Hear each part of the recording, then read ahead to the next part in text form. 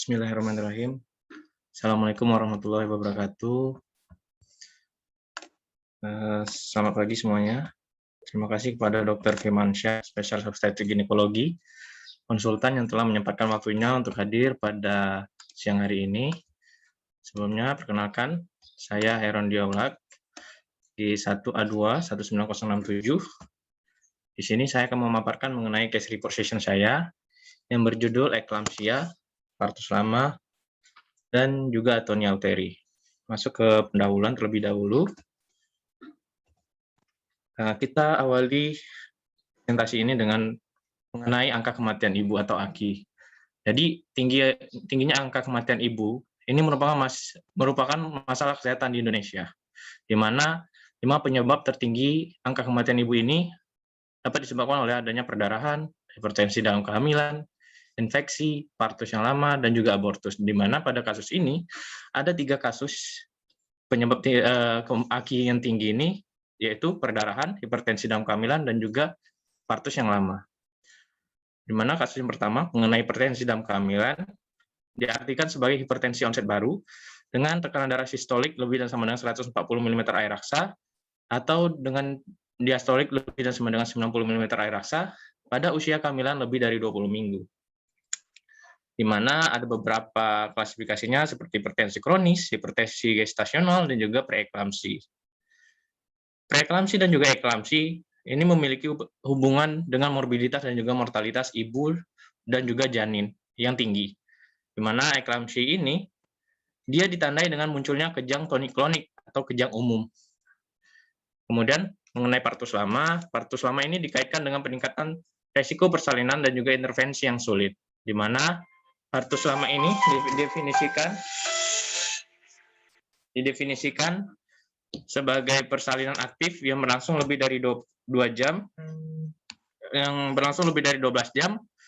Partus lama ini dapat terjadi di kala 1, kala 2, dan juga kala 3, di mana dapat disebabkan oleh kelainan his, kelainan janin, dan juga kelainan dari jalan lahir. Atau bisa kita lebih umum mendengarkan 3P, power, passage, and juga passenger. Kemudian ada perdarahan postpartum, di mana didefinisikan sebagai kehilangan darah kumulatif lebih dan sama dengan 500 ml setelah persalinan per vaginam, ataupun lebih dan sama dengan 1000 ml setelah persalinan sesar. Di mana salah satu penyebabnya adalah atonia uterus. Di mana preeklamsi ataupun eklamsi serta partus yang lama erat kaitannya dengan kasus perdarahan postpartum ini, di mana dari pengobatannya ataupun dari kelelahan dari kontraksi dari uterusnya. Lanjut mengenai laporan kasus, di mana di sini Nyonya NR dengan usia 25 tahun, suku Melayu, yang beralamat di Kumpe Ulu Muara Jambi, beragama Islam, dengan pendidikan terakhir sekolah dasar, masuk rumah sakit tanggal 14 Juli tahun 2021. Dari anamnesis kepada suami pasien, didapatkan keluhan utama berupa kejang berulang seluruh tubuh sejak kurang lebih 3 hari sebelum masuk rumah sakit. Di mana setengah jam sebelum kejang itu muncul, pasien sedang melakukan pemeriksaan di puskesmas. Dikarenakan pasien mengeluhkan kedua kakinya bengkak, dan di pemeriksaan tersebut didapatkan juga tekanan darah pasien meningkat, yaitu sekitar 180/100 mm air raksa. Suami pasien mengatakan bahwa ini pertama kalinya pasien mengalami peningkatan tekanan darah. Tidak ditemukan keluhan pandangan kabur, nyeri kepala, dan juga nyeri dari ulu hati. Kemudian ketika kurang lebih 3 jam sebelum masuk rumah sakit, pasien mengalami kejang seluruh tubuh yang terjadi berulang kali. Suami pasien tidak menghitung berapa kali dan juga intervalnya tiap kejang tersebut. Ketika di antara kejang, pasien tidak sadar. Kemudian pasien langsung dirujuk ke rumah sakit terdekat dalam keadaan kejang, dan ketika berada di IGD Rumah Sakit Raden Matahir, kejang mulai berhenti dan pasien dalam keadaan yang sadar. Kemudian ketika di IGD, pasien mengeluhkan keluar sedikit cairan berlendir bercampur darah. Kemudian dilakukan pemeriksaan dan dikatakan bahwa pembukaan telah lengkap, namun kontraksi pasien ini menghilang. Setelah dilakukan observasi dan juga penanganan oleh perawat, kontraksi juga tidak kunjung kembali dan kepala janin tidak kunjung turun. Setelah dilakukan observasi kembali, setelah sekian lama keluar ketuban berwarna hijau dan pasien dianjurkan untuk dilakukan operasi. Ketika di kamar operasi, suami mendapatkan informasi bahwa anaknya telah dilahirkan dan dibawa ke ruang bayi, tetapi istrinya mengalami perdarahan yang hebat setelah melahirkan dikarenakan tidak adanya kontraksi dari rahim si pasien. Kemudian suami pasien minta persetujuannya untuk dilakukan pengangkatan rahim kepada istrinya. Namun ketika pasien dibawa ke ICU, tindakan angkat rahim itu tidak kunjung dilakukan oleh dokter yang melakukan operasi. Di riwayat penyakit dahulu tidak ditemukan kelainan, begitu juga dari riwayat penyakit keluarga. Kemudian dari riwayat sosial ekonomi, pasien bekerja sebagai ibu rumah tangga, tinggal bersama suami, tidak ada riwayat merokok, meminum alkohol ataupun jamu. Dari riwayat kehamilan dan kelahiran diketahui bahwa haidnya teratur dengan lama 4 hari, serta siklusnya 28 hari, disertai dengan dysmenorrhea. Untuk warna, bentuk perdarahan, bau haid, dan flora albus, suami pasien tidak mengetahuinya.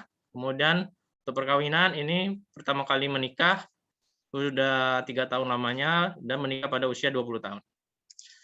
Kemudian riwayat kehamilan sekarang, ini adalah kehamilan yang pertama, dengan APAT 6 Oktober 2020, dengan taksiran persalinan 13 Juli tahun 2021. Dengan usia kehamilan sekarang 37-38 minggu. Dari anamnesis juga didapatkan bahwa pasien rutin melakukan ANC sudah 4 kali ke dokter spesialis obstetrik ginekologi. Riwayat kehamilan persalinan nifas yang lalu, untuk salinan yang terbaru ini pada tahun 2021 ini, umur kehamilannya aterem dan dilakukan abdominal, dilakukan perawatan spesial obstetrik ginekologi, melahirkan seorang anak laki-laki dengan berat badan 3.100 gram dengan keterangan hidup. Kemudian dari pemeriksaan fisik didapatkan keadaan umumnya tampak sakit berat dengan kesadaran yang koma dengan GCS 3, dengan tanda vital tekanan darah 99/49, nadinya 125 kali per menit, respiratorinya 12 kali per menit dengan ventilator, dan suhunya 36,0 derajat Celcius, di mana berat badan sebelum hamil diketahui 60 kg dan berat badan setelah hamil, saat hamil 70 kg dengan tinggi badan 160 cm. Jadi didapatkan IMT, pasien ketika sebelum hamil itu berada di overweight. Kemudian dari pemeriksaan fisik ketika dilakukan di ICU, dari mata tampak anemis, kemudian dari telinga dan leher tidak ditemukan kelainan, dari paru juga tidak ditemukan kelainan, kemudian dari jantung, abdomen, tidak ada kelainan yang ditemukan. Untuk ekstremitas, superior ataupun inferior, didapatkan pasien dalam kondisi syok dengan akral yang dingin, dengan capillary refill time-nya lebih dari 2 detik. Dan untuk ekstremitas inferior didapatkan pasien mengalami edema. Kemudian dari pemeriksaan luar dilakukan palpasi bahwa tinggi fundus uterinya berada di 2 jari di atas umbilikus. Untuk pemeriksaan dalam tidak dilakukan. Untuk laboratorium, pada tanggal 15 Juli didapatkan pasien mengalami anemia dari hemoglobinnya, kemudian mengalami trombositopenia, mengalami trombositnya menurun, dan juga leukosit yang meningkat. Untuk nilai SGOT juga meningkat, dan juga kreatininnya juga meningkat.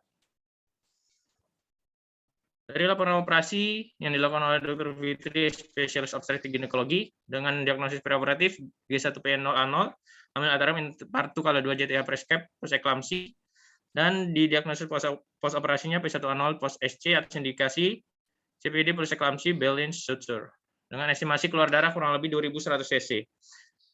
Di mana ketika telah dilakukan sesio cesaria, pasien mengalami perdarahan yang hebat sehingga dilakukan open laparotomi, dan ketika pukul 17 tersebut 17 waktu Indonesia Barat dilakukan Berlin suture yang disertai dengan tampon vagina, dengan pertimbangan bahwa pasien ini baru mengalami kehamilan yang pertama kali dan masih berada pada usia muda. Kemudian dari diagnosis sekarang itu didapatkan bahwa pasien ini shock hypovolemic at causa tonia uteri dengan P1A0 pos SC atas indikasi kala 2 lama dan juga eklamsi. Untuk tata laksana yang sekarang diberikan adalah infus Ringer RL 20 tes per menit dan juga infus koloid disertai dengan injeksi norepinefrin dan injeksi oksitosin intravena 20 unit dalam 1 liter RL untuk tata laksana atoninya. Kemudian juga injeksi metil ergometrin 1 ampul intravena bolus untuk juga atoninya. dan juga injeksi asam tranexamat 3 kali 500 gram intravena. Dapat diberikan asam folat juga, dan juga transfusi PRC dan juga fresh frozen plasma, serta diberikan ventilator untuk pernafasannya dan dilakukan head up 30 derajat. Prognosis pada pasien ini ad vitam fungsional dan juga sanasional berada at malam. Ini follow up pada pasien tanggal 15 Juli dan juga 16 Juli, di mana pasien masih tampak sakit berat dengan kesadaran yang koma. Pada follow up 16 Juli dilakukan pelepasan tampon vagina dan dilakukan observasi terhadap perdarahan pada pasien ini. Kemudian dari tinjauan pustaka, pertama kita akan membahas tentang eklamsia terlebih dahulu. Sebelum kita membahas eklamsia, ada baiknya kita mengetahui dulu mengenai hipertensi dalam kehamilan. Jadi hipertensi dalam kehamilan ini itu dapat terjadi pada kurang dari 20 minggu dan juga lebih dan sama dengan 20 minggu. Untuk yang kurang dari 20 minggu, jika terjadi kita nilai apakah terdapat kerusakan organ setelah usia kehamilan lebih dan sama 20 minggu atau tidak. Jika tidak terdapat kerusakan organ seperti protein urin ataupun ada trombositopenia, ada gangguan ginjal, gangguan hepar, edem paru, neuro, itu dia termasuk hipertensi kronik, teman-teman. Jika terdapat kerusakan organ, dia diklasifikasikan sebagai superimpus preeklamsi. Kemudian jika hipertensi dalam kehamilan ini berada ketika usia kehamilan lebih dan sama dengan 20 minggu, kita nilai juga apakah terdapat kerusakan organ atau tidak. Jika tidak, dan hipertensinya hilang dalam 3 bulan, itu dia masuk ke hipertensi gestasional. Jika hipertensinya tidak menghilang dalam 3 bulan atau terus berlanjut, itu dia masuk ke hipertensi kronis. Nah, jika hipertensi lebih dari 20 minggu disertai dengan kerusakan organ, seperti protein urin tadi, ini dapat kita klasifikasikan sebagai preeklamsi. Nah, kemudian kita nilai apakah terdapat tanda bahaya ataupun kriteria berat seperti tekanan darahnya lebih dan sama dengan 160 atau protein urinnya lebih dari +1, itu dia masuk ke dalam preeklamsi dengan tanda bahaya. Jika tidak ada, berarti preeklamsi tanpa tanda bahaya, seperti itu, teman-teman. Nah, kita masuk ke definisi mengenai eklamsi. Nah, eklamsi ini merupakan suatu timbulnya kejang onset baru pada wanita preeklamsi yang bersifat general dan dapat muncul sebelum, selama, atau setelah persalinan dengan atau tanpa penurunan kesadaran dan bukan disebabkan oleh hal lain seperti epilepsi, infeksi otak, tumor, ataupun aneurisma yang pecah. Untuk etiologi dan faktor risikonya sendiri, itu dapat disebabkan karena faktor genetik, imunitas, endokrin, nutrisi, invasi trofoblast yang abnormal, kelainan koagulasi, kerusakan endotel vaskular, maladaptasi kardiovaskular, dan juga penyakit ginjal. Dapat juga terjadi pada nuliparitas, riwayat preeklamsi atau preeklamsi sebelumnya, riwayat keluarga preeklamsi ataupun eklamsi, kemudian outcome yang buruk selama kehamilan sebelumnya seperti terjadinya IUGR, IUFD, solusi plasenta. Bisa juga karena kehamilan multifetal atau molahidatidosa, kehamilan remaja, primigravida, usia lebih dari 35 tahun, status sosial ekonomi rendah, dan juga obesitas. Untuk patofisiologinya, eklamsi yang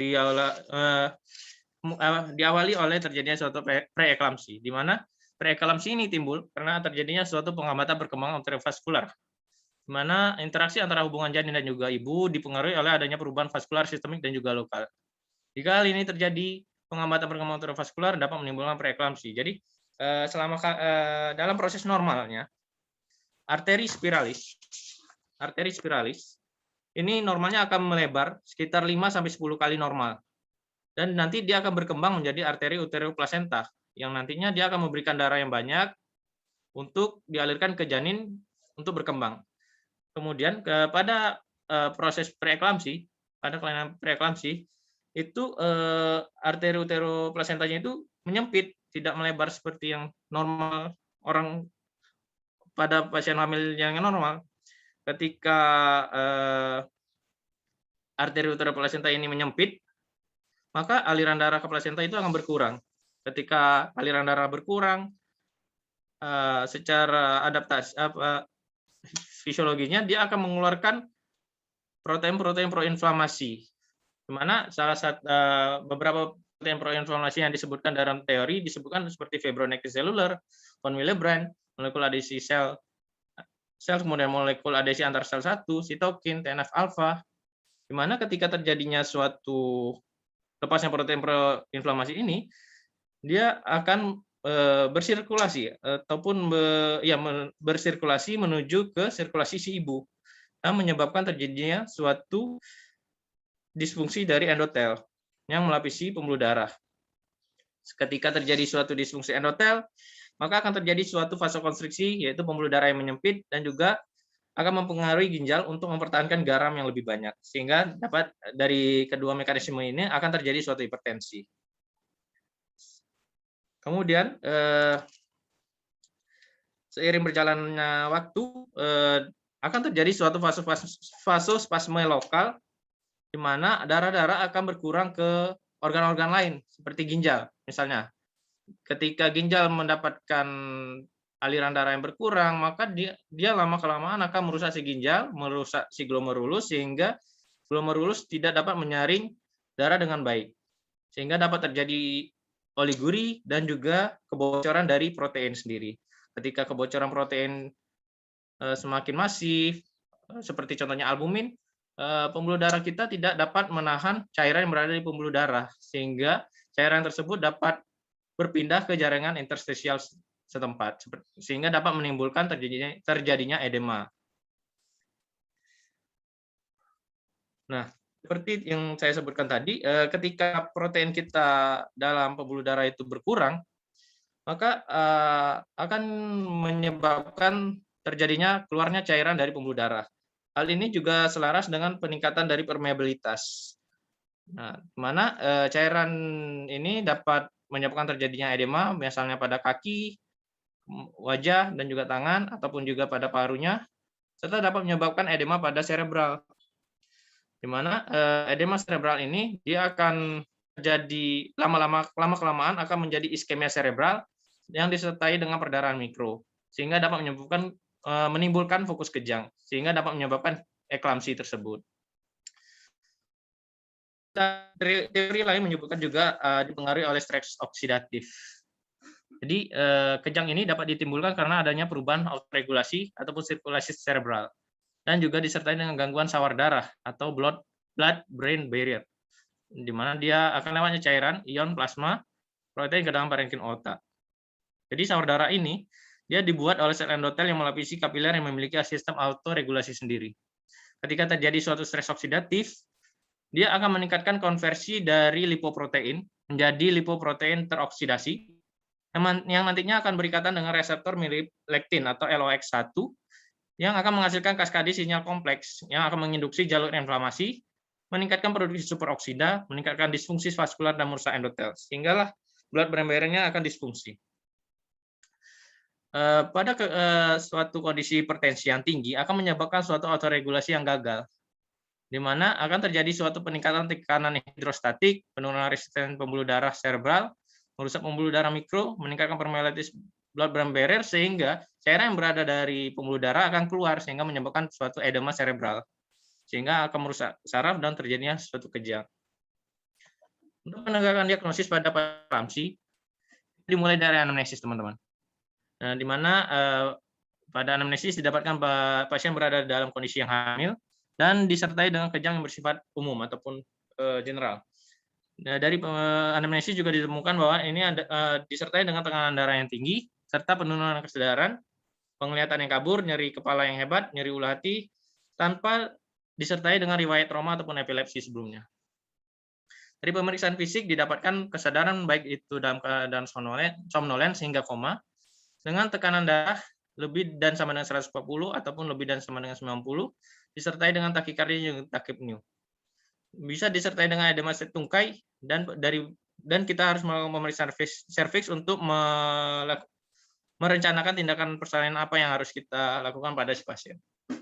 Kemudian dari pemeriksaan penunjang, yang pertama kali kita lakukan adalah pemeriksaan urin rutin. Di mana dari pemeriksaan urin rutin ini didapatkan bahwa pasien mengalami proteinuri dengan nilai protein urin itu lebih dan sama dengan 300 mg dalam 24 jam, atau dengan pemeriksaan dipstik lebih dan sama dengan +1. Kemudian juga dari pemeriksaan darah rutin, biasa ditemukan suatu anemia pada pasien eklamsi, disertai dengan bilirubin yang meningkat lebih dari 1,2 mg per desiliter, disertai juga trombositopeni dan juga LDH yang meningkat. Kemudian juga kita biasanya akan melakukan kimia darah seperti serum kreatinin, SGOT, SGPT untuk menilai apakah pasien ini dapat terjadi HELLP syndrome atau tidak. Dan juga menilai dari kerusakan organ lainnya dari tubuh si pasien. Kemudian dapat juga kita melakukan CT scan ataupun MRI untuk mengeksklusi diagnosis banding dari dari sentral ataupun dari adanya perdarahan intrakranial ataupun ada lesi sistem saraf pusat lainnya. Biasanya dari pasien eklamsi itu ditemukan CT scan-nya ada gambarannya hipodens, baik itu di lobus occipital, edema cerebral ataupun dalam gambaran edema cerebral yang diffuse. Kemudian dapat kita lakukan USG transabdominal dan dilakukan elektroensefalografi ataupun EEG serta pemeriksaan CSF. Dimana ini dapat menyingkirkan suatu diagnosis banding berupa epilepsi dan juga terjadinya suatu meningitis. Untuk penata laksanaan pasien eklamsi, itu dapat kita berikan obat anti kejang seperti MgSO4, thiopental ataupun diazepam, dan perawatan kejang agar terhindar dari terjadinya trauma. Kita masukkan pasien ke dalam kamar yang lebih terang, tempat tidur yang lebar dengan pengunci di samping kiri ataupun kanan. Kemudian kita kendorkan fiksasi badan jika ada ikat pinggang ataupun baju pada pasien. Ketika pasien kejangnya telah berhenti, kita bantu dengan pemberian oksigenasi. Nah, untuk pemberian MgSO4 itu ada beberapa syarat yang harus kita penuhi terlebih dahulu.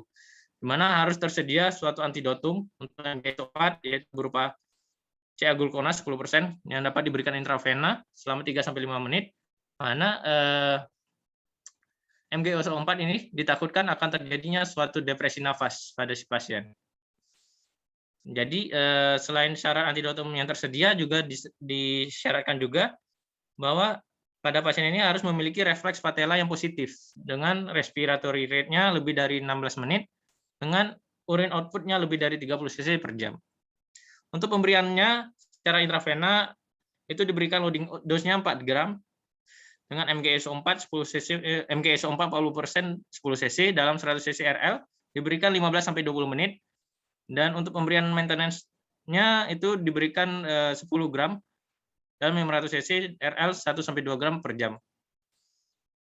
Untuk pemberian intramuskuler, untuk dosis awalnya 4 gram dengan MgSO4 20% dalam 20 cc, diberikan secara IV terlebih dahulu 1 gram per menit, dan untuk maintenance-nya dilakukan dengan intramuskuler.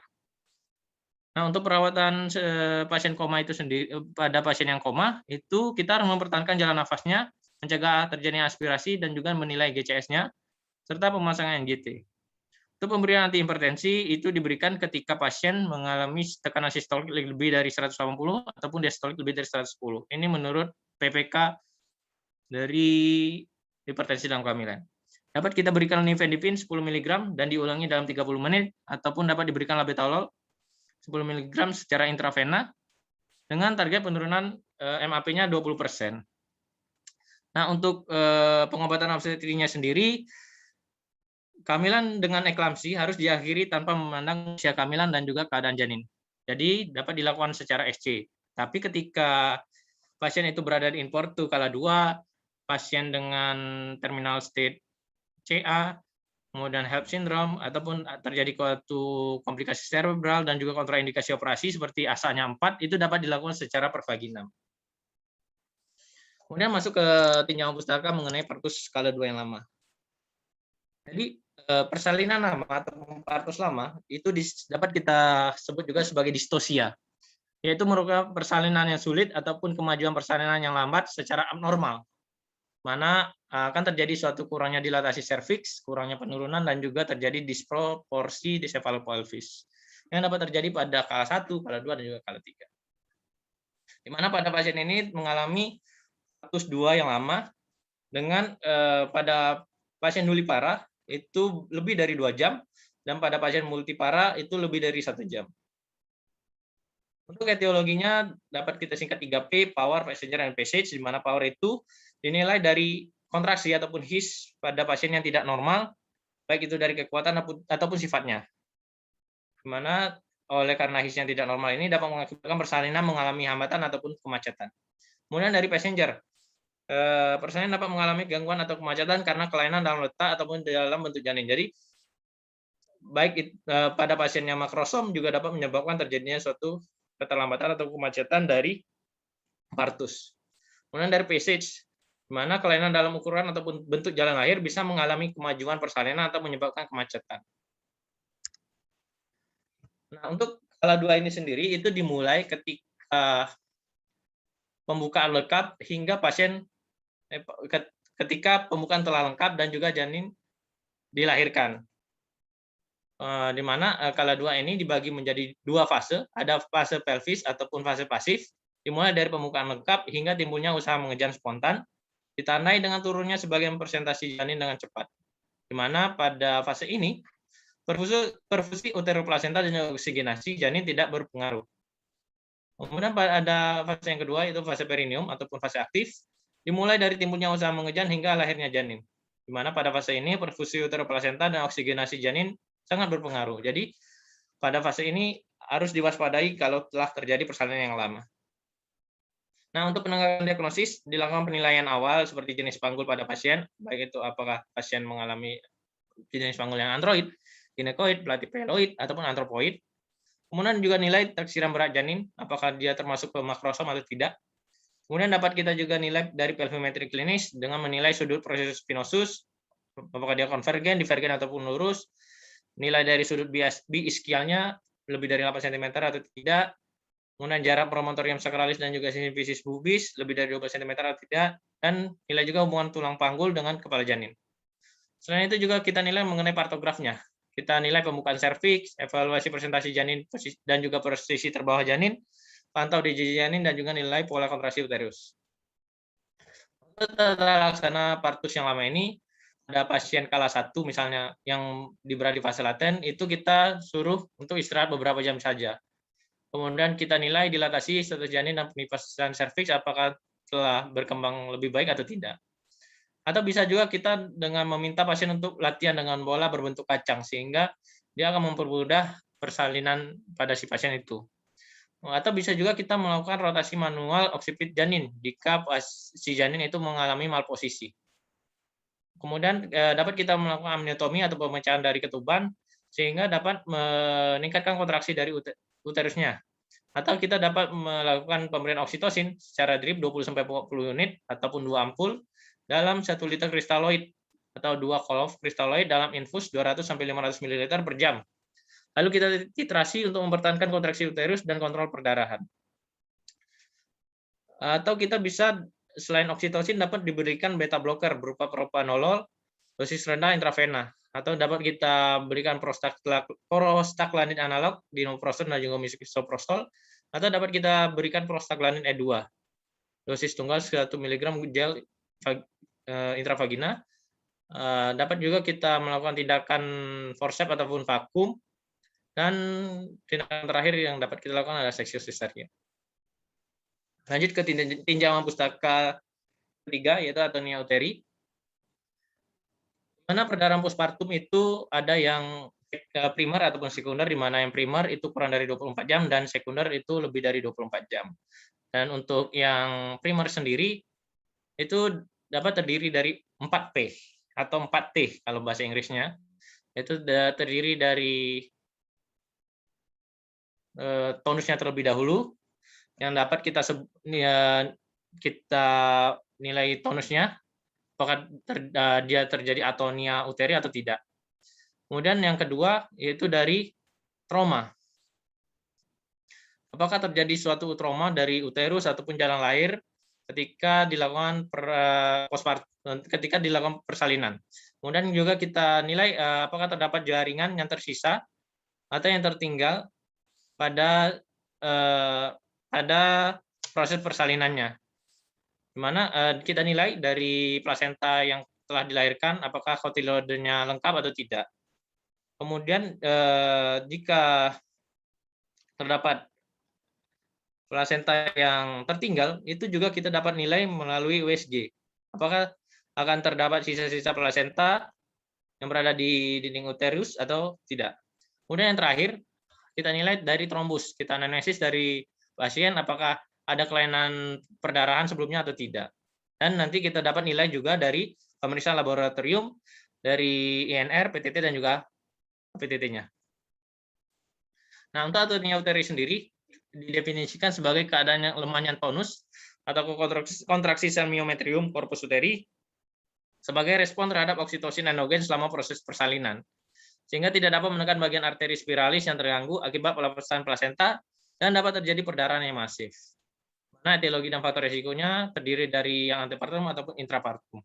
Mana antepartum dapat disebabkan oleh karena anemia, usia tua, multipara, distensi uterus, oleh karena gemeli, polihidramnion ataupun kembang krosom, obesitas, tokolitik seperti pemberian MGSO4, nifedipin dan lain sebagainya, riwayat perdarahan postpartum, dan korioamnionitis. Etiologi ataupun faktor risiko intrapartumnya seperti pemberian anestesi yang terlalu kuat ataupun kelelahan kontraksi selama persalinan yang lama dan juga persalinan yang cepat, atau karena pemberian induksi persalinan yang dipaksa seperti pemberian oksitosin. Jadi bagaimana sih perdarahan itu terjadi akibat dari atonia uteri? Jadi normalnya pembuluh darah dari uterus itu dia seperti anyaman dengan myometrium. Jadi normalnya ketika serat myometrium itu berkontraksi dan juga retraksi, dia akan mengompres ataupun menekan dari pembuluh darah yang terbuka. Nah, ketika pada kondisi atonia uterus, kontraksi dan retraksi ini tidak terjadi, sehingga pembuluh darah ini tidak dapat dikompresi oleh anyaman myometrium, sehingga aliran darah tidak tersumbat, maka terjadilah perdarahan yang terus berlangsung. Nah, untuk penegakan diagnosisnya, pertama kita nilai dari anamnesis, mencari faktor risiko dari atonia uteri yang telah disebutkan sebelumnya. Kemudian lakukan pemeriksaan. Setelah bayi lahir, apakah masih terdapat banyak darah yang keluar atau tidak. Kemudian nilai fundus uterinya masih setinggi pusat atau lebih. Nilai uterusnya juga apakah lembek, besar, ataupun lunak. Nah, lihat juga perdarahan keluar dari mana, dari ostium cervicalis ataupun ostium vaginalis. Pastikan tidak ada sisa plasenta dan juga laserasi jalan lahir. Untuk eksklusi dari diagnosis bandingnya seperti seperti trauma. Kemudian untuk tata laksananya disingkat sebagai hemostasis. Yang pertama H, yaitu help. Jadi kita meminta pertolongan ataupun merujuk ke rumah sakit yang terdekat dan yang memadai untuk monitoring dan juga pemberian cairan. Kemudian untuk yang A, kita assess, kita nilai TTV dan juga nilai kehilangan darah yang terjadi, serta kita berikan cairan resusitasi. Jadi kita nilai jumlah darah yang keluar seakurat mungkin dan tentukan perubahan hemodinamik yang terjadi. Kita pasang infus line dengan aboket yang besar 14G sampai 16G, ambil darah untuk pemeriksaan hemoglobin, CT, BT, dan elektrolit, serta pemberian terapi cairan kristaloid dan koloid. Kemudian E, kita tentukan penyebab etiologinya dan juga ketersediaan dari darah dan juga obat-obatan seperti oksitosin, ergometrin, dan sintometrin secara bolus intravena atau intramuskular, nilai kontraksi uterusnya, apakah plasentanya lengkap atau tidak, apakah terjadi suatu laserasi jalan lahir atau tidak.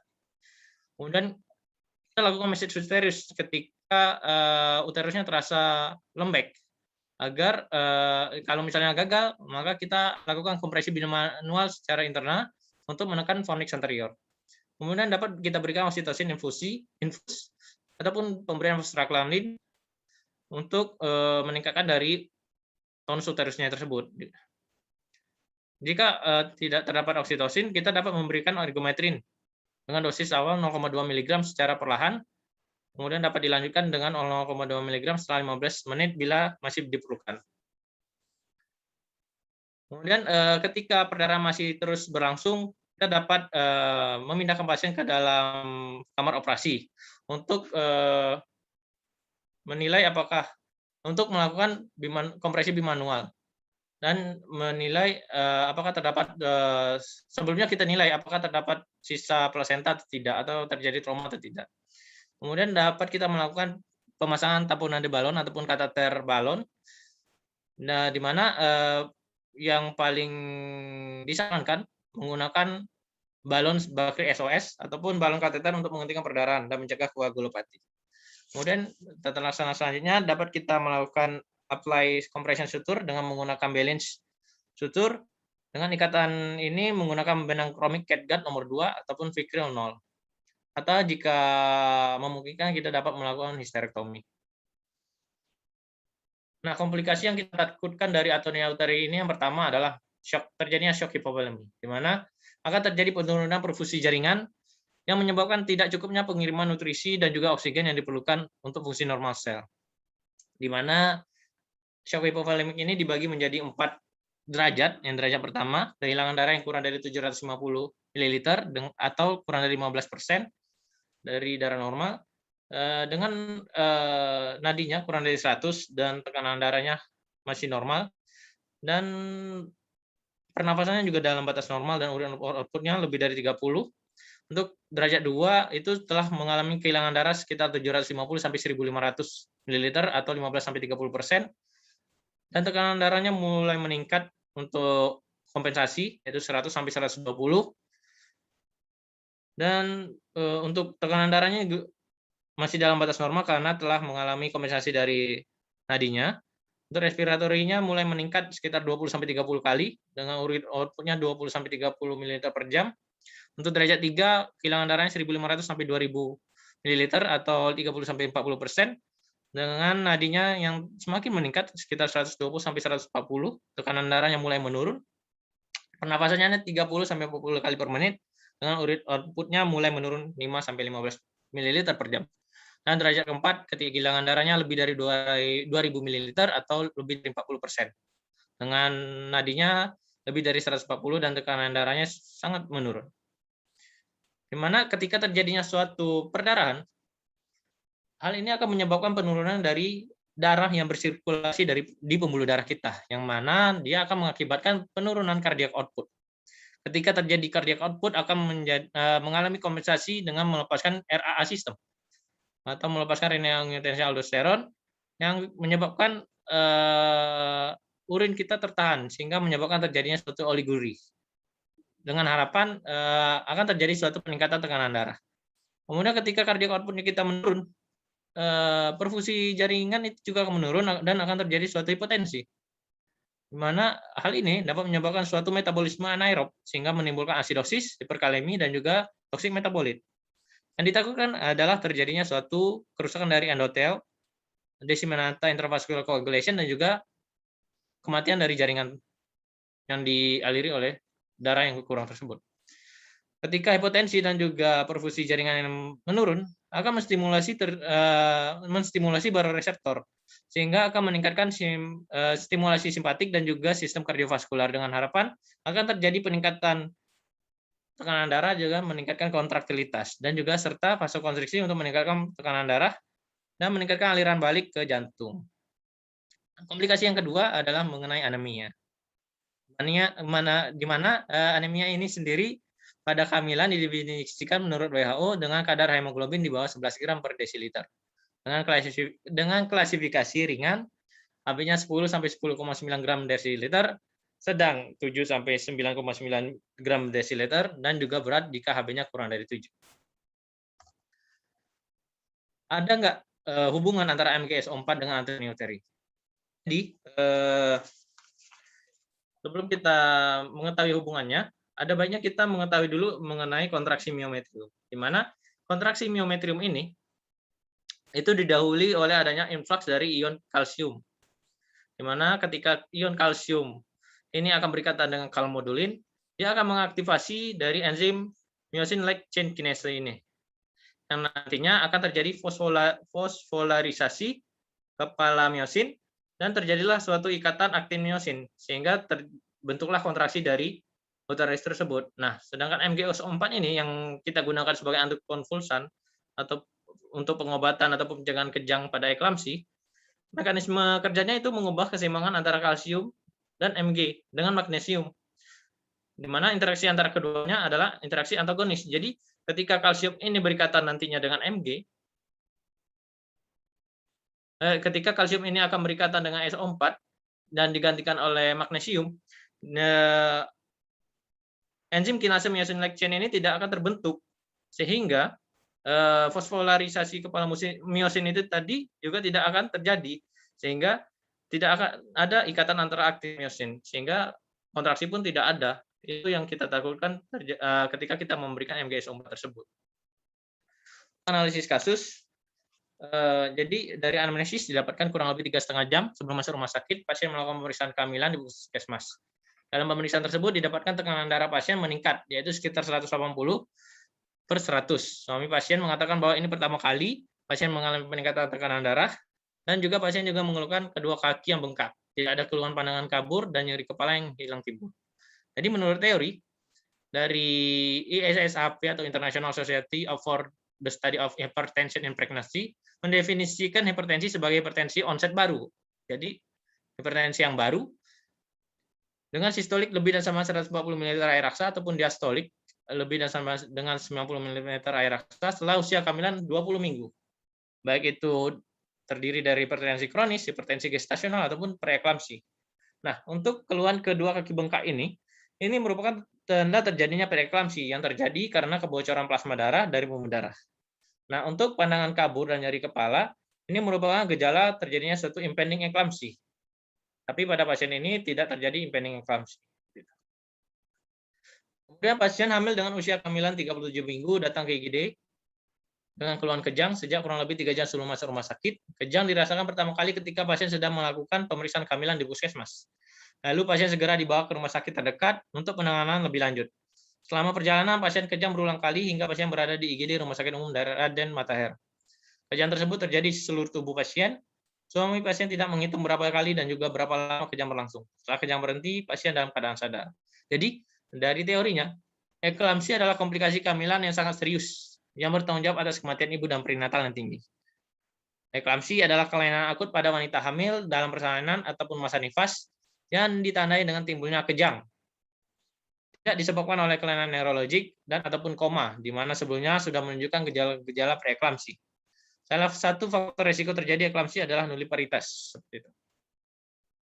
Kemudian, pada kasus juga didapatkan setelah berada di rumah sakit dan dalam keadaan sadar, pasien mengeluhkan keluar sedikit cairan berlendir bercampur darah. Setelah beberapa saat pemantauan di IGD, didapatkan bahwa pembukaan telah lengkap, namun kontraksi ibu menghilang. Setelah beberapa jam diberikan penanganan untuk persalinan, kepala bayi tidak kunjung turun dan kontraksi ibu juga tidak kembali. Dalam pemantauan selanjutnya didapatkan bahwa keluar air tuban berwarna hijau dan harus dilakukan operasi segera. Didapatkan si janin berada di HOT 1-2 dengan DJJ 168 kali per menit. Menurut teori, hal ini menandakan bahwa pasien telah berada di fase infartu kala 2. Berdasarkan teori juga, setiap pasien eklamsi harus segera mengakhiri kehamilan dengan SC, kecuali pada keadaan infartu kala 2, sehingga pasien ini diberikan drip oksitosin untuk meningkatkan kontraksi uterusnya. Nah, pada pasien ini dilakukan seksio sesaria dengan indikasi pada ibu terjadi gagal augmentasi, yang juga faktor pada janin telah terjadi ketuban warna hijau dan DJJ janin 168 kali yang menandakan bahwa si janin ini telah berada dalam gawat janin, yaitu DJJ yang lebih dari 160. Kemudian dari kasus juga didapatkan dalam proses operasi berlangsung, suami pasien mendapatkan penjelasan mengenai kendala pada operasi istrinya. Suami pasien mendapatkan penjelasan bahwa anaknya telah dilahirkan dan dibawa ke ruangan bayi baru lahir. Tetapi istrinya mengalami perdarahan hebat setelah melahirkan dikarenakan kontraksinya tidak ada. Kemudian, suami pasien dimintai persetujuan untuk dilakukan tindakan angkat rahim. Namun, setelah proses operasi selesai, tindakan angkat rahim itu tidak jadi dilakukan. Dan pasien dibawa ke ruang ICU dengan estimasi perdarahannya kurang lebih 2.100 ml. Jadi, menurut teori, perdarahan postpartum primer didefinisikan sebagai kehilangan darah lebih dari sama dengan 500 ml per vagina atau lebih dan sama dengan 1.000 ml. Jadi pada pasien ini sudah termasuk ke perdarahan postpartum primer. Dengan etiologinya adalah atonia uteri karena kontraksi pada si pasien itu tidak ada. Dengan faktor predisposisi pada pasien ini berupa proses persalinan yang lama dan juga menderita eklamsi yang mendapat regimen MGSO4 dan nifedipin, di mana terapi medis ini bersifat okolitik atau menurunkan kontraksi uterus tersebut. Kemudian untuk penanganan atonia uteri, cara penanganan awalnya dilakukan masasi uterus selama kurang lebih 30 menit, pemberian uterotonika oksitosin, misoprostol, dan CA-gluconase intramural. Jika kontraksi uterus masih melemah, maka dilakukan hemostasis Fager. Dan juga kita lakukan selagi itu, kita juga dapat melakukan rehidrasi cairan kristaloid Ranger lactate dan juga transfusi PRC 250 cc untuk mencegah terjadinya shock hipovolemik. Kemudian pada pasien ini tidak dilakukan histerektomi. Kenapa? dengan beberapa pertimbangan seperti pasien ini baru kehamilan pertama, usianya masih 35 di bawah 35 tahun, sehingga diputuskan untuk dilakukan balance suture sebagai alternatif penanganan operatifnya. Setelah dilakukan operasi, pasien langsung dibawa ke ruang. Maaf, terjadi kesalahan penulisan, ke ruang ICU. Di ruang ICU didapatkan dari pemeriksaan fisik dalam keadaan kesadaran yang koma, tekanan darah 99/49 dengan nadi 125 kali, respiratory rate-nya 12 kali per menit dengan ventilator, dan dari pemeriksaan head to toe didapatkan konjungtiva animis dan akal dingin serta CRT lebih dari 2 detik. Yang mana menurut teori hal ini telah menandakan pasien mengalami shock hipovolemik yang menyebabkan tidak cukupnya pengiriman nutrisi dan oksigen yang diperlukan untuk fungsi normal sel sebagai akibat dari hipovolemi sekunder akibat perdarahan masif. Penurunan perfusi jaringan yang terjadi ketika kebutuhan oksigen melebihi supply dapat menyebabkan asidosis metabolik dan juga kegagalan dari multi organ. Kemudian dari pemeriksaan penunjang ataupun dari laboratorium didapatkan HB-nya 4,68, hematokrit 14,7, MCV-nya 87,5, MCH 27,9, dan MCHC 31,8.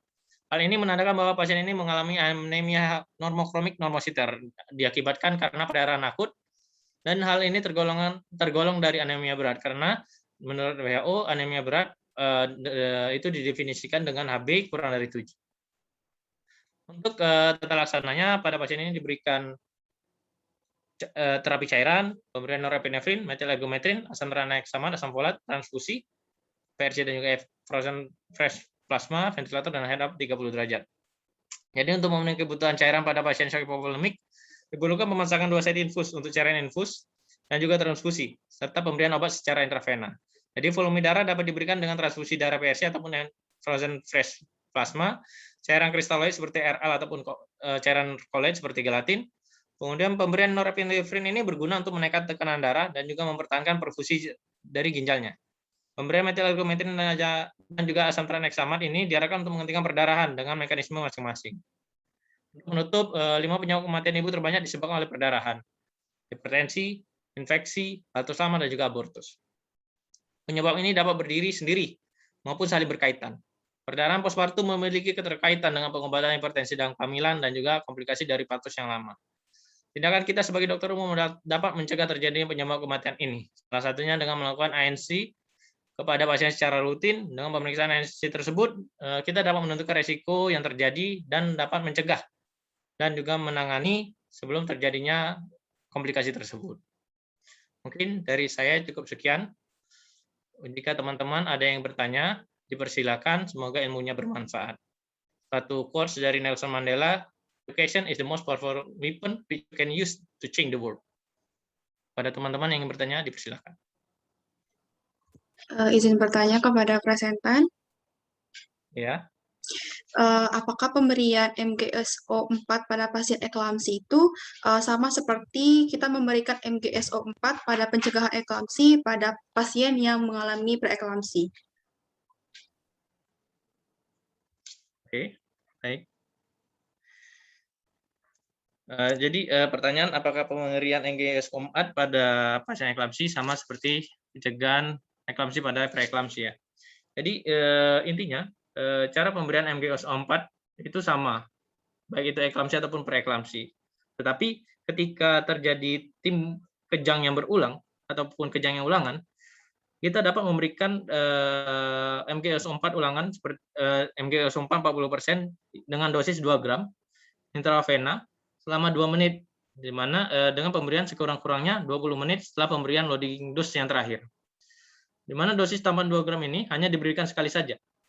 Bila setelah diberi dosis tambahan ini masih tetap kejang, maka dapat kita berikan amobarbital 3-5 mg per kilogram berat badan secara intravena pelan-pelan ataupun segera melakukan perawatan secara intensif. Ini saya dapatkan dari panduan hipertensi kehamilan dari Hasan Sadikin Bandung. Mungkin itu saja yang bisa saya jawab dari Lili. Baik, terima kasih.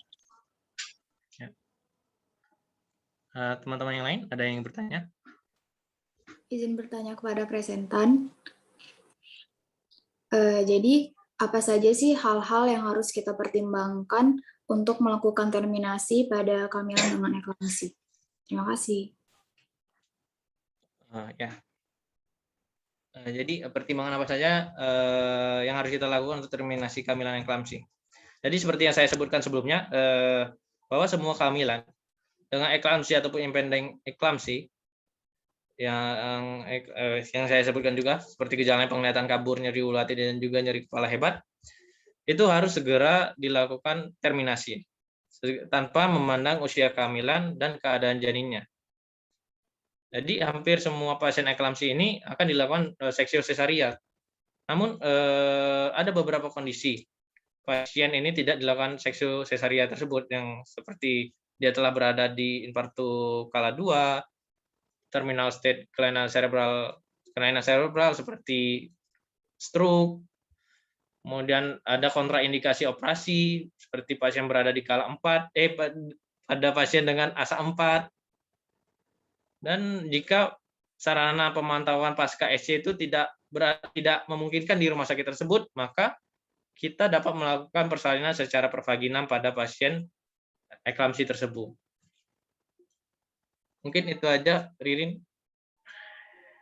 Baik, terima kasih presentan. Teman-teman, ada yang bertanya kembali?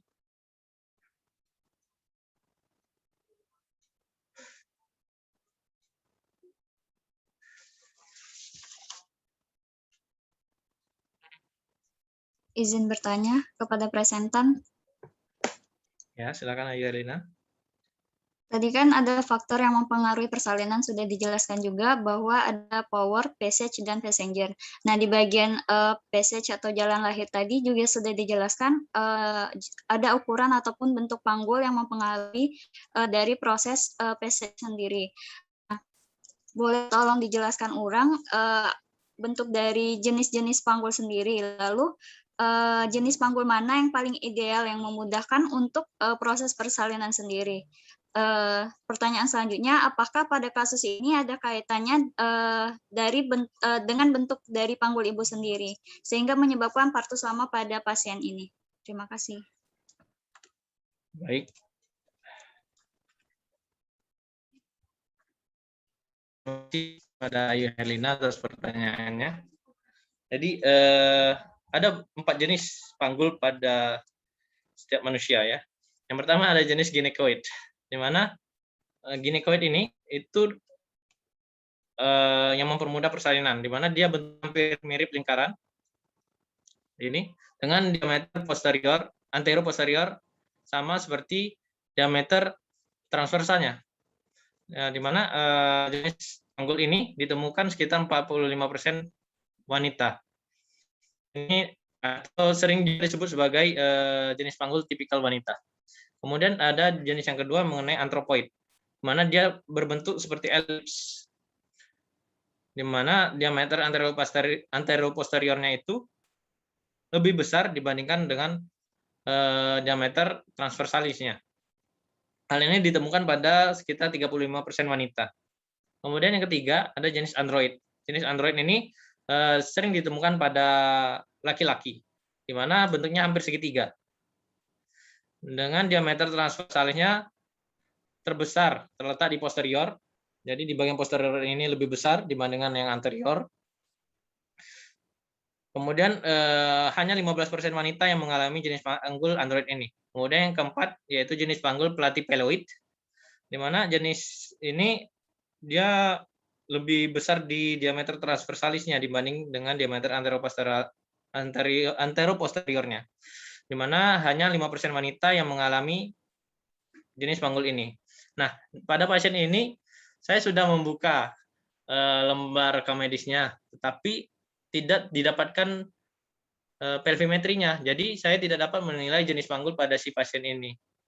Jadi saya tidak dapat menilai apakah persalinan ini lama karena panggul atau tidak, tapi yang jelas pada pasien ini partus lamanya dikarenakan tidak adanya his yang timbul pada si pasien. Mungkin itu saja. Ayu. Baik, terima kasih presentan.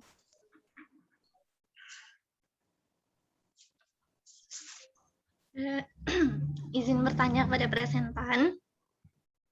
Ya. Izin. Jadi tadi kan pada pasien ini sudah dilakukan pemeriksaan penunjang. Nah, apakah bisa kita tegakkan HELP syndrome pada pasien ini? Terima kasih. Terima kasih kepada Dwi Mutiara. Jadi HELP syndrome ya. Jadi HELP syndrome menurut teori itu terdiri dari hemolisis, elevated liver enzyme, dan juga low platelet. Ada 3 kriteria yang harus dinilai apakah pasien ini telah masuk ke HELP syndrome atau tidak. Nah, pada pasien ini dari laboratorium yang saya dapatkan itu hanya memenuhi 2 kriteria saja, yaitu dari peningkatan enzim hepar dengan SGOT-nya yang meningkat tadi, dan juga terjadinya trombosit yang menurun tadi. Saya tidak mendapatkan data hemolisis seperti nilai bilirubin total, nilai albumin, ataupun pemeriksaan morfologi darahnya, dan juga nilai LDH-nya. Sehingga pada pasien ini saya belum dapat menegakkan pasien ini masuk ke dalam HELP syndrome, karena kriterianya belum memenuhi dari 3 kriteria ini. Kriteria hemolisisnya belum terpenuhi. Jadi pada pasien ini masih masuk dalam eklamsi saja, belum masuk ke HELP syndrome. Mungkin itu saja, Dwi. Terima kasih presentahan. Baik, Dwi.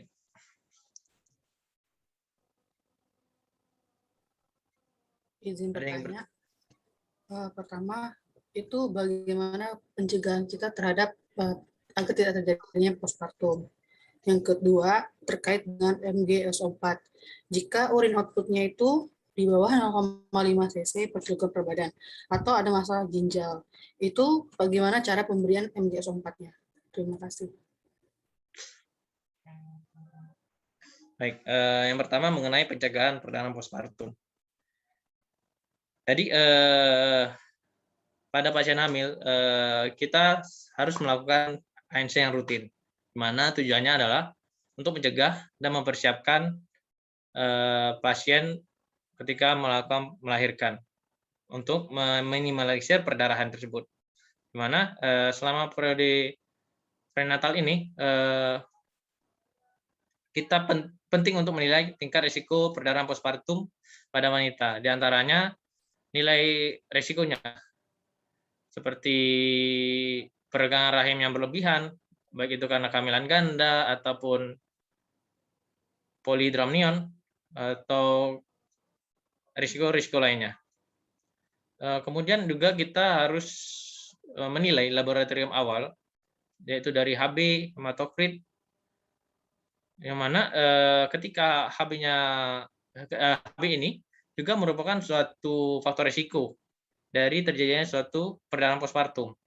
Ketika pasien itu kita nilai, ketika di ANC kita nilai dia mengalami anemia, maka kita sarankan untuk melakukan konsumsi suplemen vitamin dan juga zat besi. Dengan yang seperti yang saya sampaikan pada CSS kemarin, ada lembar mengenai pemantauan pemberian tablet tambah darah seperti itu. Kemudian selama ANC juga kita juga nilai mengenai implantasi plasentanya, apakah mengalami abnormal atau tidak, seperti adanya plasenta previa, karena hal ini juga dapat merupakan risiko terjadinya perdarahan. Kemudian ketika pasien berada ataupun dirawat di rumah sakit,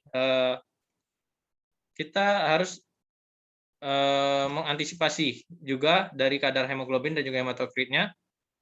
Kemudian juga kita screening untuk kemungkinan pasien ini kita lakukan transfusi. Juga kita jelaskan pada pasien tentang resiko dan potensi dari transfusi ini.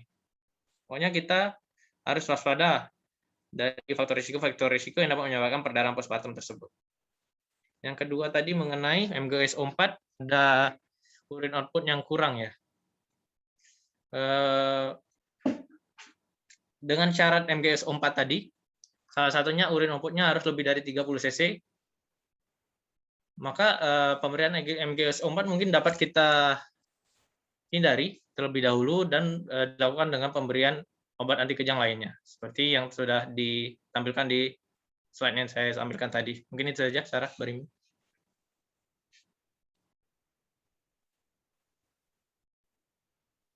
Makasih, Bang. Oke.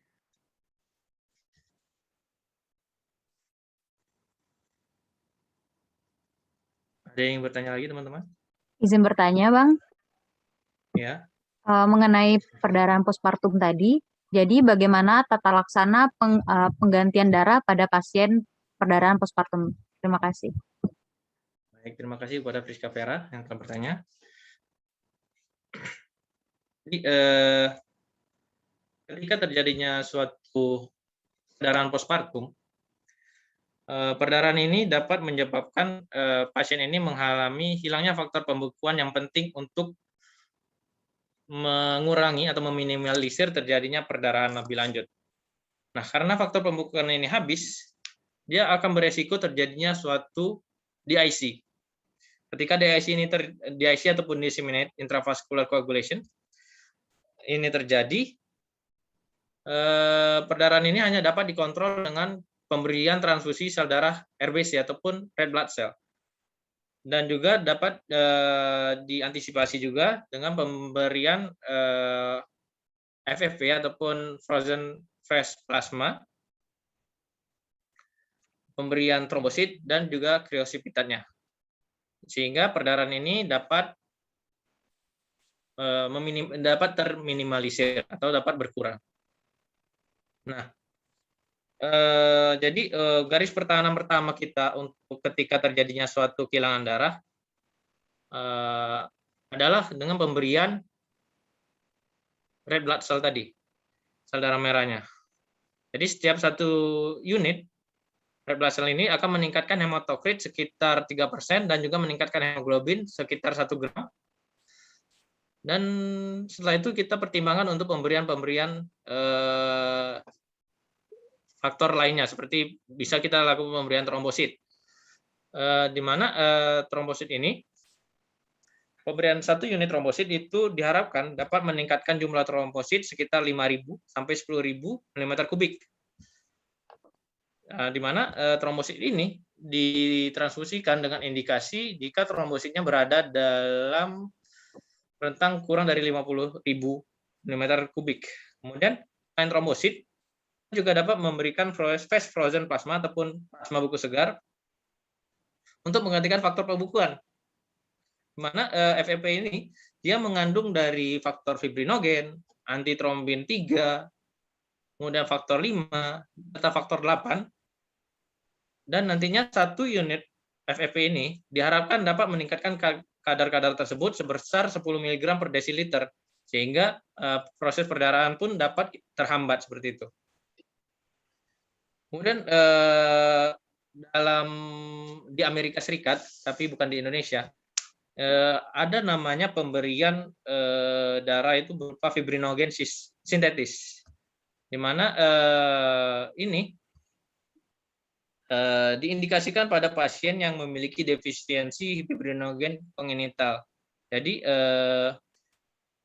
fibrinogen sintetis ini hanya diberikan pada pasien yang mengalami perdarahan postpartum dengan komponen darah lainnya yang telah habis, seperti faktor kriosipitat tadi telah habis, jadi dapat kita alternatifkan dengan pemberian fibrinogen sintetis ini. Mungkin itu aja, Priska Vera. Baik, terima kasih. Oke. Ada yang ingin bertanya lagi, teman-teman?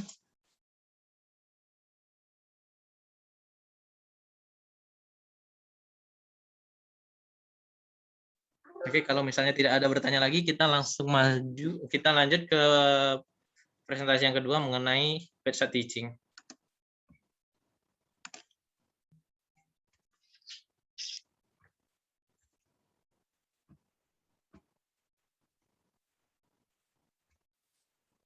Oke,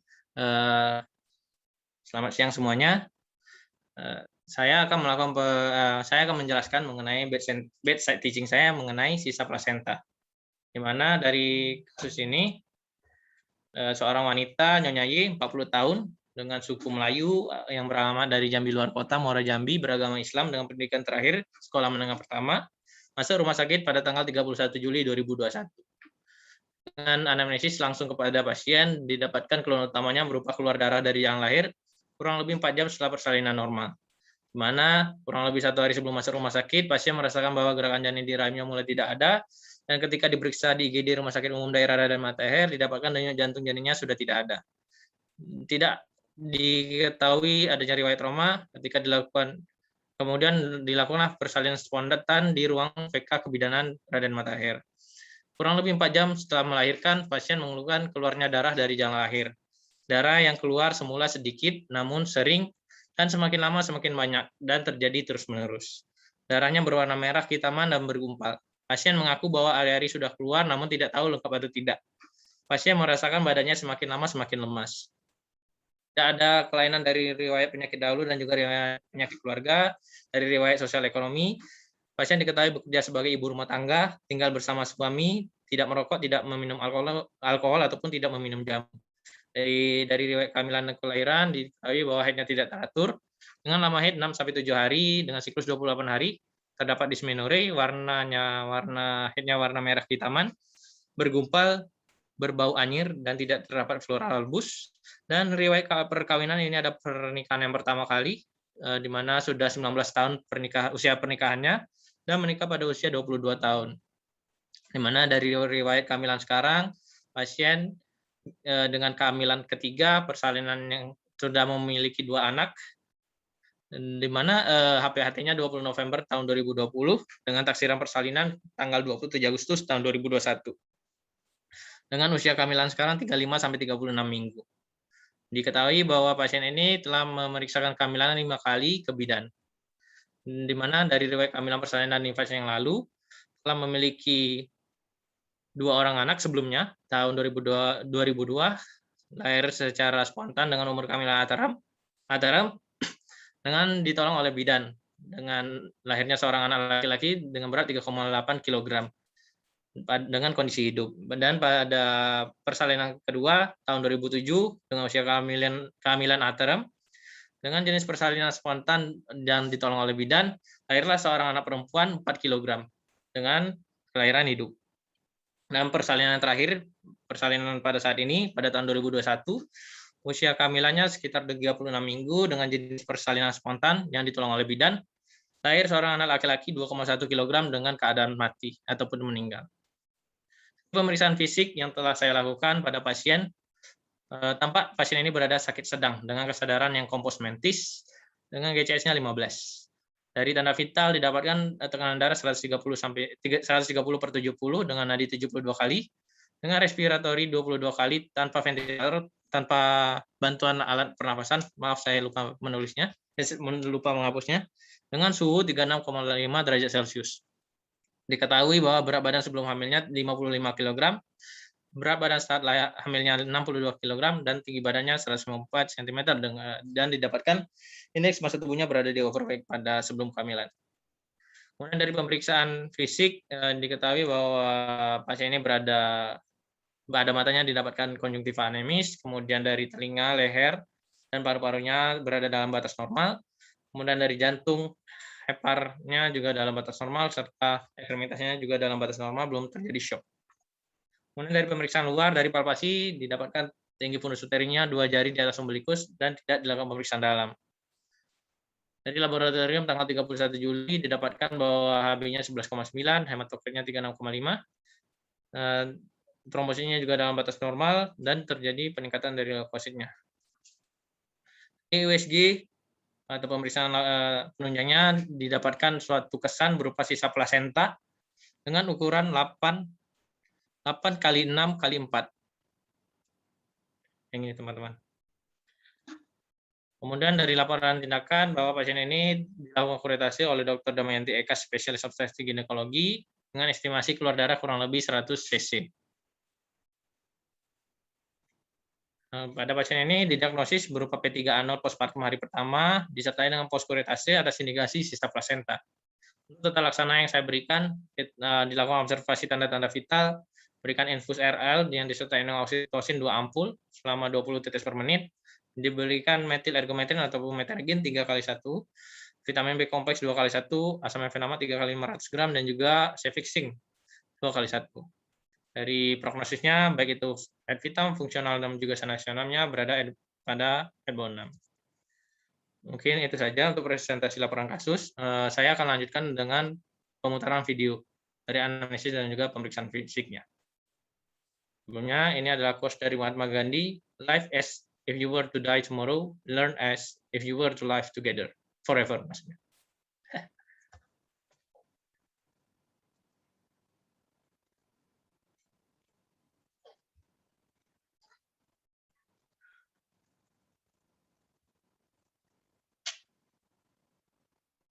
Bentar.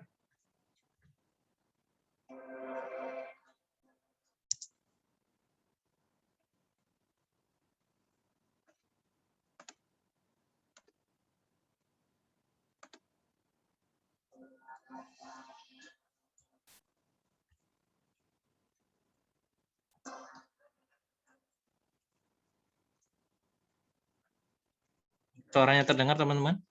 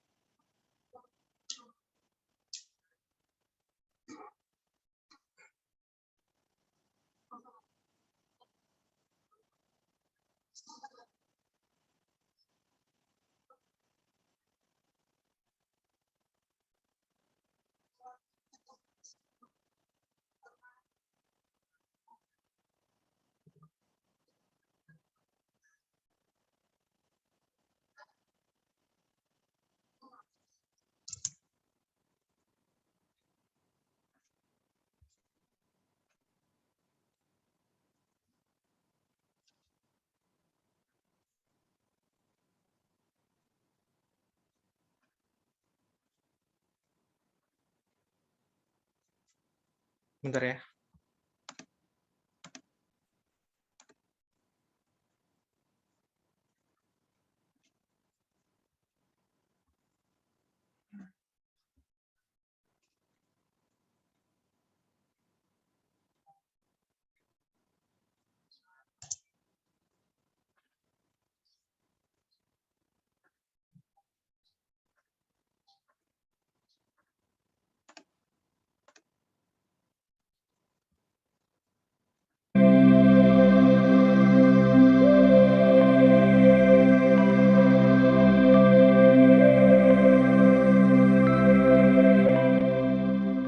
Selamat siang Ibu. Siang dok. Perkenalkan saya Hairon Dewhak, dokter muda yang bertugas pada hari ini Bu. Iya dok.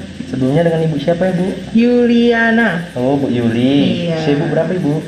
40. Oh, pekerjaan Ibu sehari-hari apa Ibu ya? Di rumah aja. Oh, Ibu rumah tangga. Ibu Yuli, ada keluhan apa Ibu?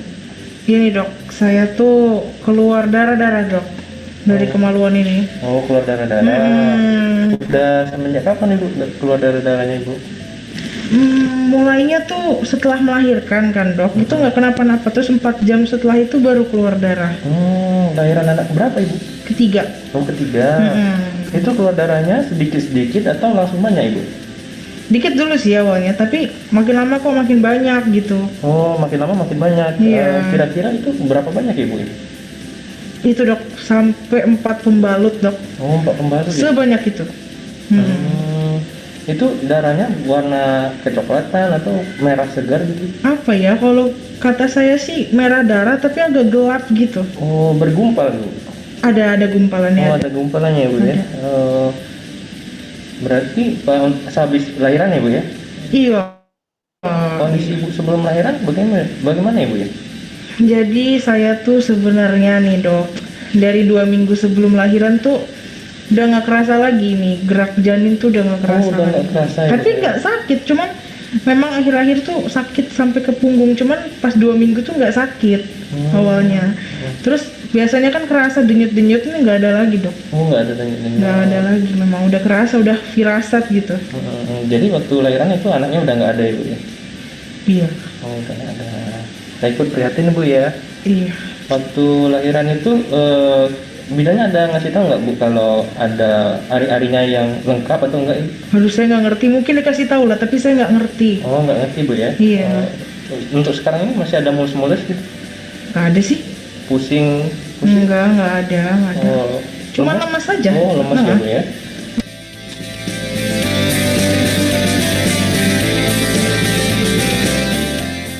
Baik Bu, selanjutnya mungkin saya akan melakukan pemeriksaan. Oh boleh dok, boleh.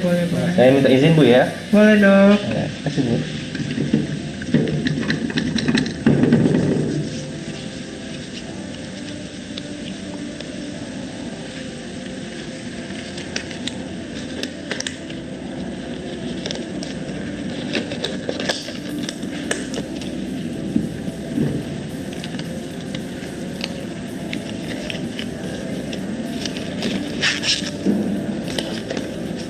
Saya mengukur suhu dulu Bu ya. Iya, Sebelah sana di sini. ya. Dikepit Bu. Oke. Sambil saya tensi Bu ya. Boleh dok.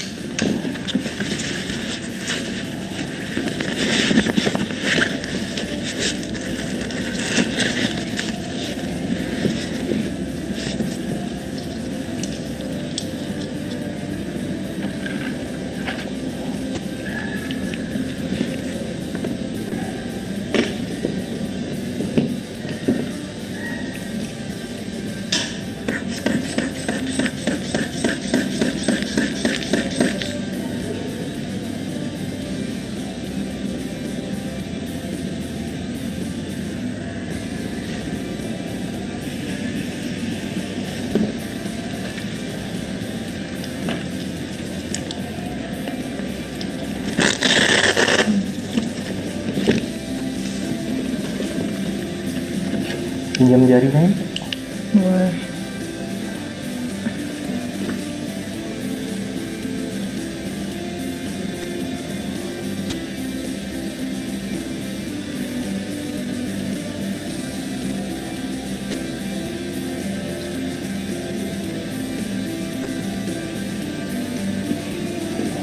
Udah Bu. Oke. Oke. Lihat atas Ibu. Lihat bawah. Oke. Jadi dari pemeriksaan secara general ini kondisi Ibu masih dalam keadaan stabil Bu.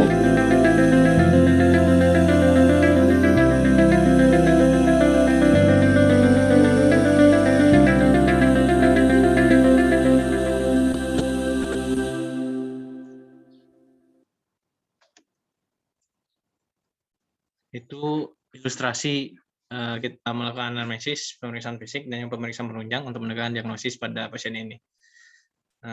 Mungkin saya lanjutkan juga dari pemeriksaan obstetri, biar kita sama-sama belajar. Tapi mungkin ini belum tentu benar, tapi kita biar sama-sama belajar aja.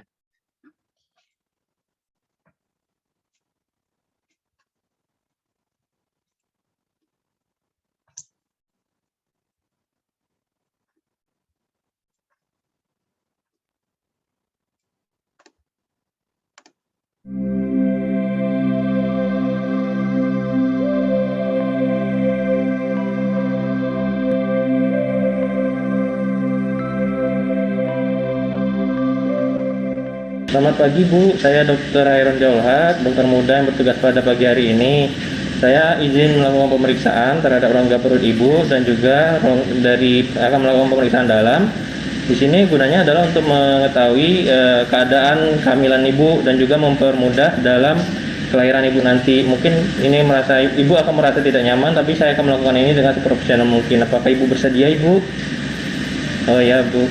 Saya akan mencuci tangan terlebih dahulu Ibu. Ibu mungkin dibantu dulu untuk mengosongkan kandung kemihnya terlebih dahulu, Ibu.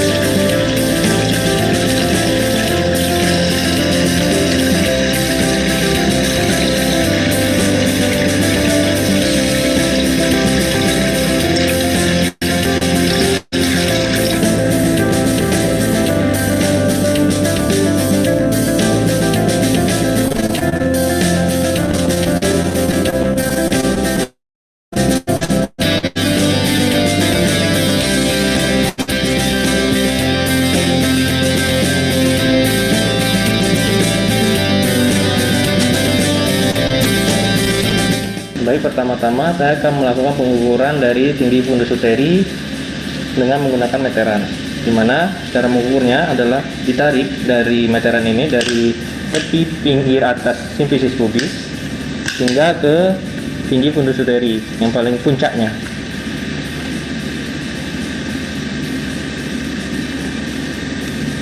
Pada ibu ini didapatkan tinggi fundus uterinya 36 cm.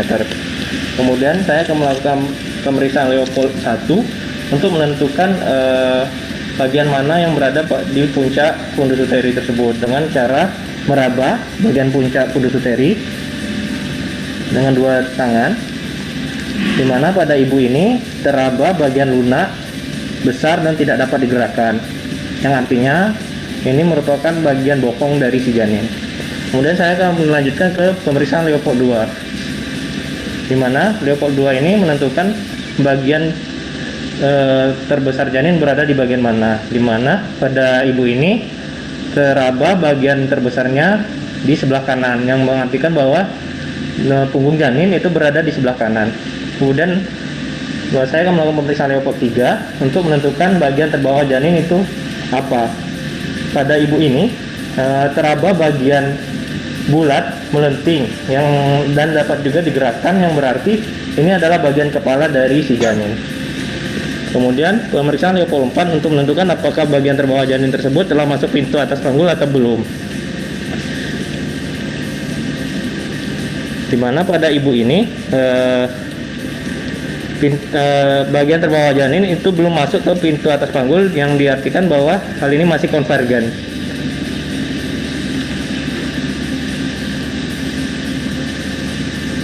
Baik Ibu, untuk pemeriksaan bagian perut Ibu sudah saya lakukan. Di sini didapatkan bahwa janin Ibu atau anak Ibu itu dapat dikeluarkan dengan presentasi kepala, di mana artinya dalam kondisi ini janin Ibu itu berada pada kondisi yang normal.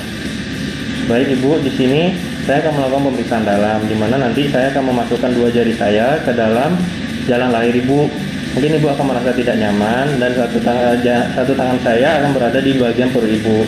Saya izin untuk melakukan pemeriksaan Ibu ya. Sebelum melakukan pemeriksaan dalam, saya akan melakukan inspeksi dulu terhadap organ genital eksternal pada si pasien. Di sini saya akan menilai vulva dan juga labia apakah terdapat massa, adanya keluar cairan dan juga darah dari jalan lahir tersebut. Pertama, saya akan membuka dulu bagian labia pada pasien dan kemudian memasukkan jari saya ke dalamnya. Dan tangan yang satu berpindah ke perut Ibu. Di sini saya akan menilai porsio dari konsistensi, posisi atau arah, pendataran dan juga pembukaan dari si ibu. Kemudian juga menilai dari janinnya, dimulai dari bagian terbawahnya, kemudian apakah terdapat ketubannya atau tidak, dan menilai juga denominator dari si janin, dan juga menilai dari penurunan dari bagian terbawah si janin. Baik Ibu, untuk pemeriksaan dalamnya telah saya lakukan dan semuanya dalam keadaan baik saja.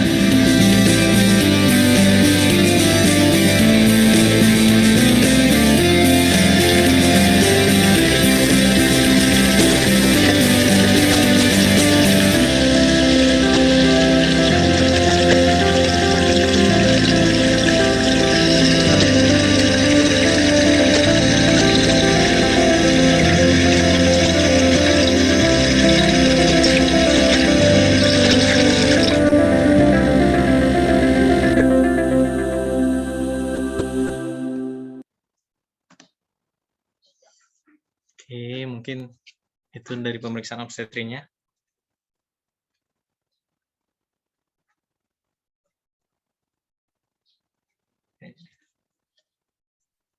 Mungkin teman-teman ada yang ingin bertanya terlebih dahulu?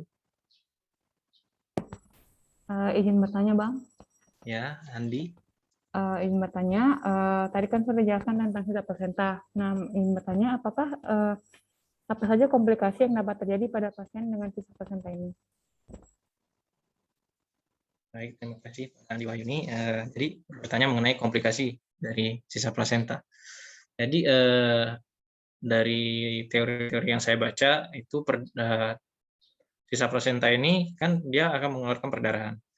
Dan takutnya nanti jika tidak kita tata laksana sedini mungkin, dia akan terjadi suatu shock hipovolemik.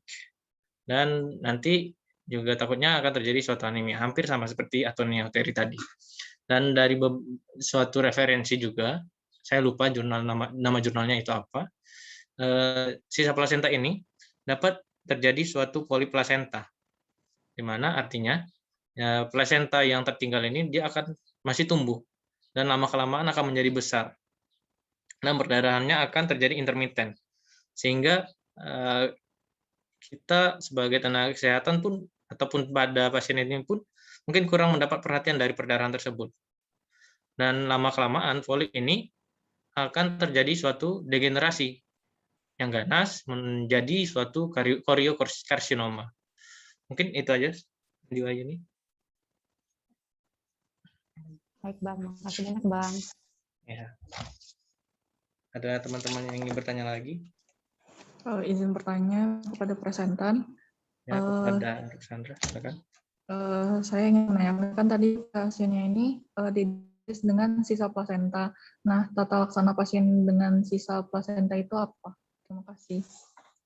Baik, terima kasih kepada Rusandra Sarli. Jadi setiap perdarahan postpartum itu ada beberapa prinsip yang dapat kita tekankan. Misalnya seperti pemberian oksitosin 2 ampul dengan 2 kolof. Kemudian juga dapat kita ganti penggunaan oksitosin itu dengan pemberian ergometrin 0,2 mg. Kemudian juga dapat kita berikan asam tranexamat secara intravena 1 gram dan melakukan tata laksana sesuai dengan etiologinya sendiri.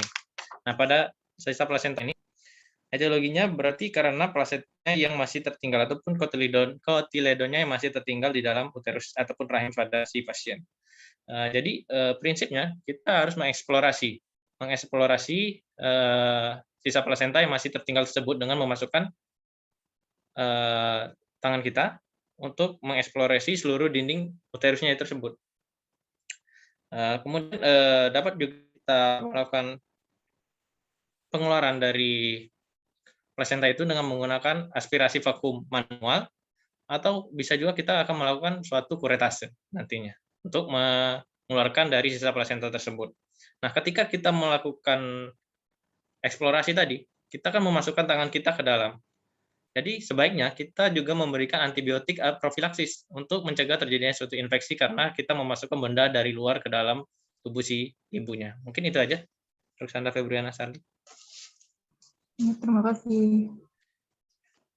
Ini ada video mengenai manajemen aktif kala 3, di mana kita sebagai dokter umum sebaiknya mengetahui mengenai manajemen kala 3 dengan baik agar tidak terjadi komplikasi dari perdarahan postpartum juga.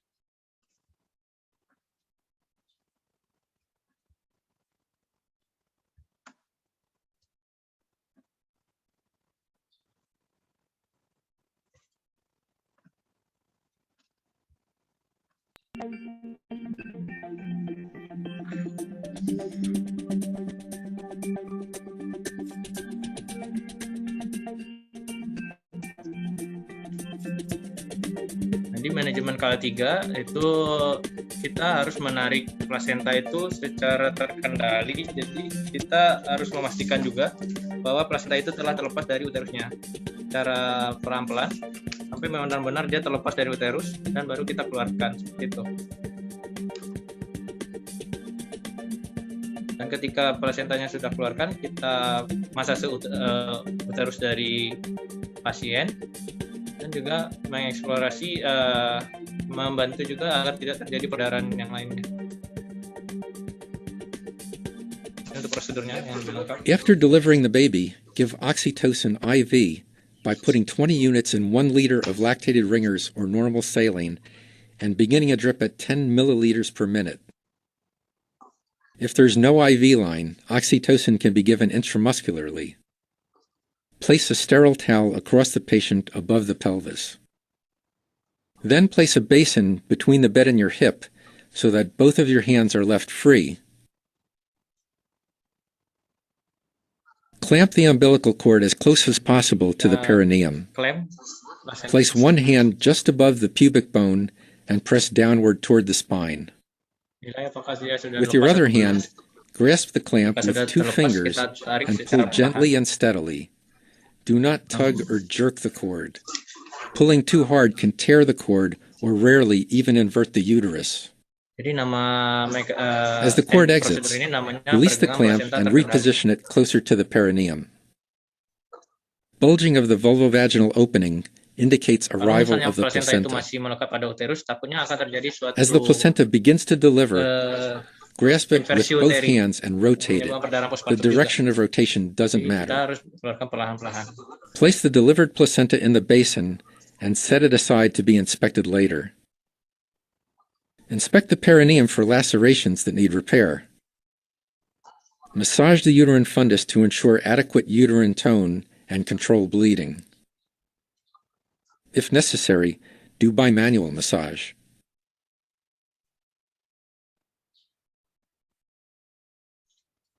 As soon as maternal bleeding is controlled, inspect the placenta for abnormalities and missing pieces. Wear gloves. The placenta is normally disc-shaped and the cord is inserted in the center of the fetal side and has 2 arteries and 1 vein. The most common abnormalities of cord insertion are marginal, in which the cord inserts along the placental edge, and velamentous, in which the cord ends before reaching the placenta and some vessels run through the membrane unprotected by Wharton's jelly. On the opposite or maternal side of the placenta, note the cotyledons. There should be 15 to 30. Check that the placental edge is smooth and that no tissue is missing.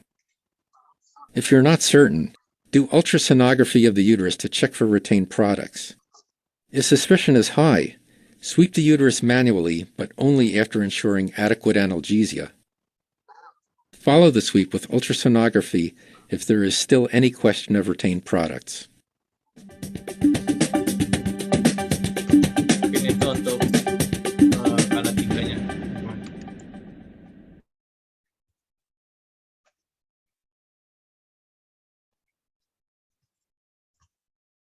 Dan untuk tata laksananya mungkin kita bisa melakukan kuritase.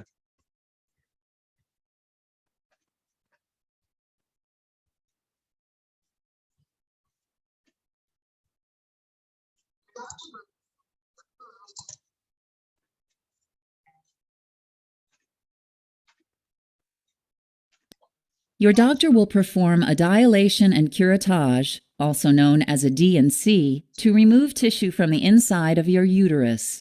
The uterus is a muscular reproductive organ in your lower abdomen. The lower part of the uterus, called the cervix, connects the vagina to the uterus.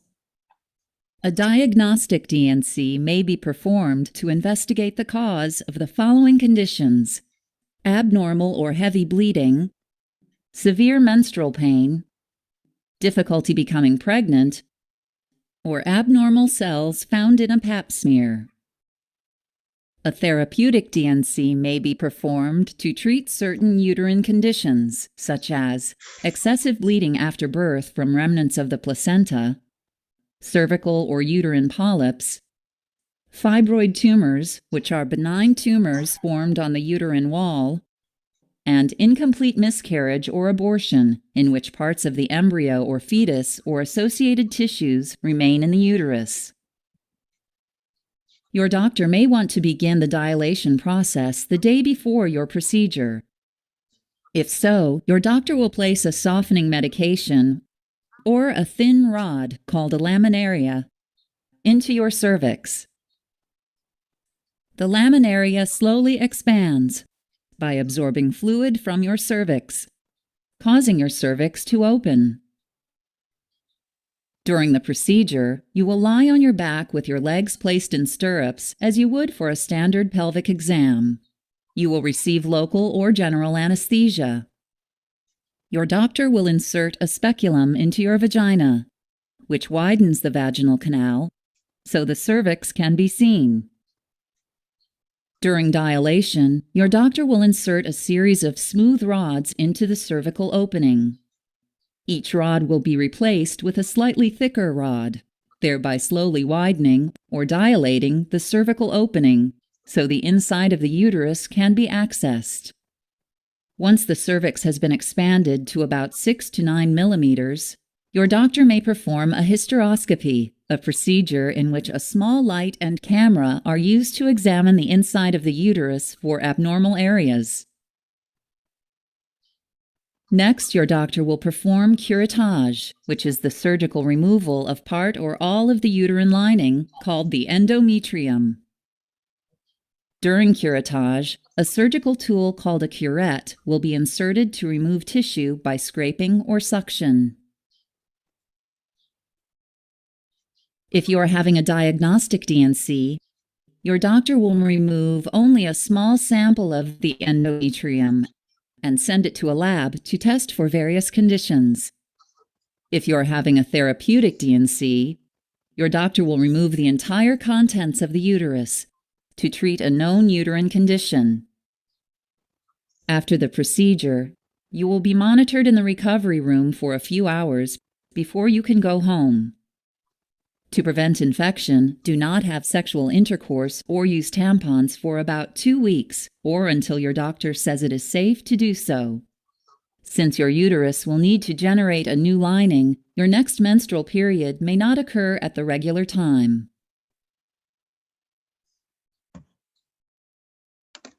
Ya, itu prosedur dilatasi dan juga kurestase. Mungkin nanti teman-teman bisa mempelajari lebih baiknya nanti ketika ada tindakan di rumah sakit. Mungkin untuk presentasi CRS dan BSD saya, segitu saja. Semoga ilmunya dapat bermanfaat untuk kita semua. Dan saya akhiri dengan wabillahi taufiq wal hidayah. Wassalamualaikum warahmatullahi wabarakatuh.